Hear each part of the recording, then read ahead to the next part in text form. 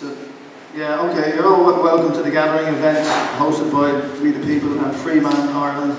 And we're going to kickstart the event with 5 minutes of a video from John F. Kennedy, who warns about the ruthless conspiracy of a one-world government and the silent cartel who are running the governments of the world. And the object of today is to disseminate educational information which will empower you, because knowledge is power. And you leave today somewhat empowered by the knowledge you're going to receive.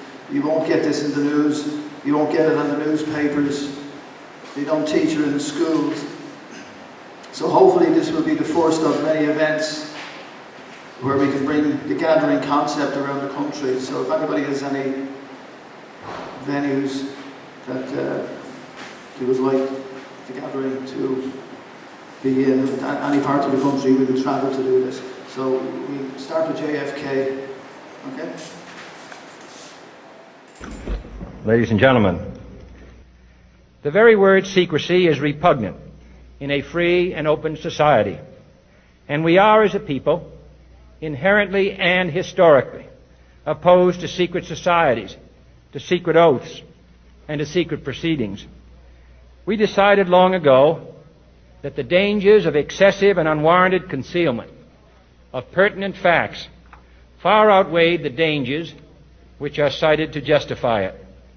Even today, there is little value in opposing the threat of a closed society by imitating its arbitrary restrictions. Even today, there is little value in ensuring the survival of our nation if our traditions do not survive with it.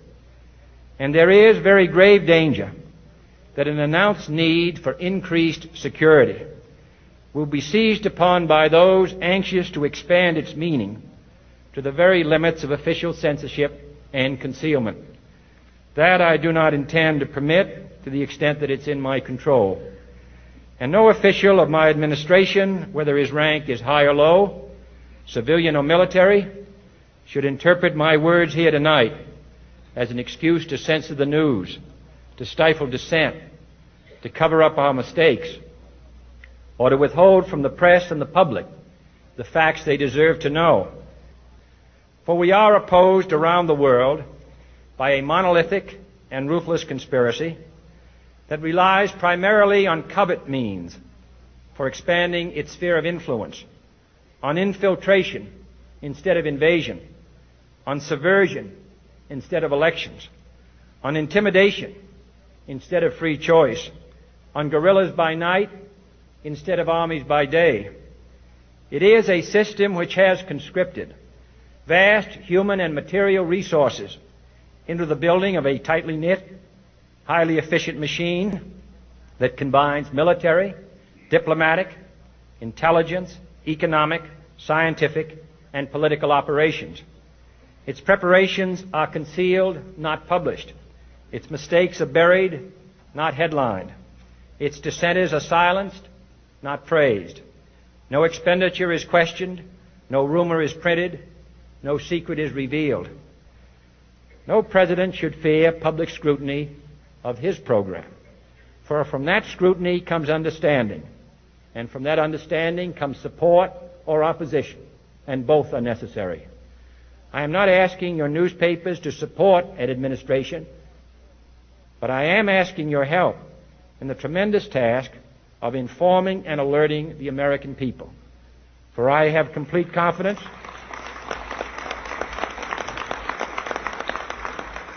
in the response and dedication of our citizens whenever they are fully informed. I not only could not stifle controversy among your readers, I welcome it. This administration intends to be candid about its errors. For as a wise man once said, an error doesn't become a mistake until you refuse to correct it.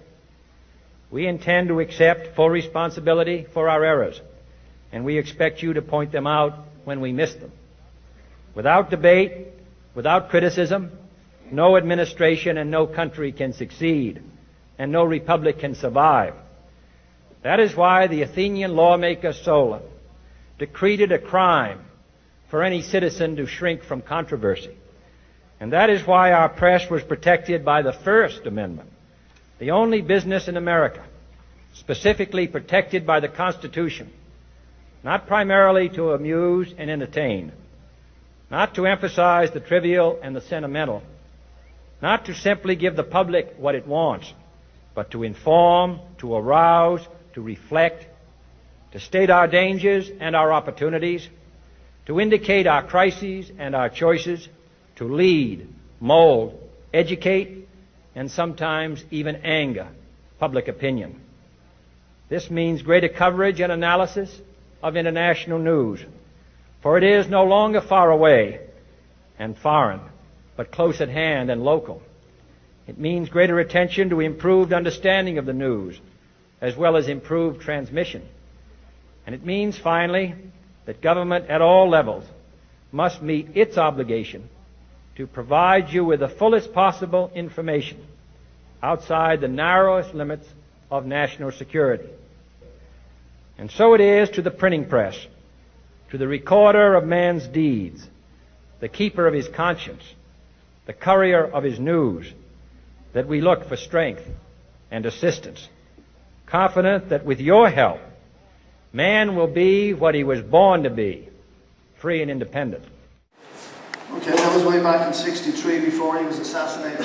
We reckon that this speech that he gave was the reason why he was assassinated, because he was warning the people of America and the rest of the world against what he described as a ruthless conspiracy, which is essentially backed by the banking cartel, who have control, who are the Federal Reserve, who are in no way associated with the American government. They came into being in 1913, and they have nothing whatsoever to do with the constituted government of the United States. And as a result, they have the country, the whole world actually, in their grasp through the banking system. Now, I know the lads are going to cover this more in detail in the afternoon. I'm going to skip across a load of different issues that are going to be covered in the afternoon in depth. So we're going to overlap somewhat. This is not the real Constitution as you are led to believe. This is the dummy version of the Constitution. The real Constitution is contained in this draft, and the government have pulled it from print. It is available on the website readthepeople.ie for free download, and I think we have another PowerPoint which is from page 590 of this text draft. Here we have the dummy version of the Constitution. The preamble, I just mentioned briefly the preamble. We the people do hereby adopt an act to give to ourselves this Constitution. It's the last line, that's the most important line. What it's stating is that the power is in the hands of the people. The government and the judiciary get their power of authority from the people, not the other way around. The people are sovereign. But from the cradle to the grave, we're led to believe otherwise. In school, we were never taught the Constitution. We were taught to ask for permission. Will Cadogan Dullamont, may I have permission to go to the toilet? And that's prevailed ever since as adults. We ask permission to do everything. We fill in forms to apply and submit. Now, I want to go on to Article 41 of the Constitution, which is important. This is the Blue Book version here. It says the state recognises the family as a natural primary fundamental unit group of society and as a moral institution possessing inalienable and imprescriptible rights, antecedent superior to all positive law. Now that sounds brilliant. The real translation from the Irish text draft, and the Irish language prevails because it's the first language of our country. It says the state acknowledges that the family is the basic group unit of and for society according to nature, and that it is a moral institution. There's a big difference between is and as, which has inalienable, invincible rights. That is not anywhere else. We have invincible rights that are more ancient and higher than any human statute. Now that is some statement. I know two people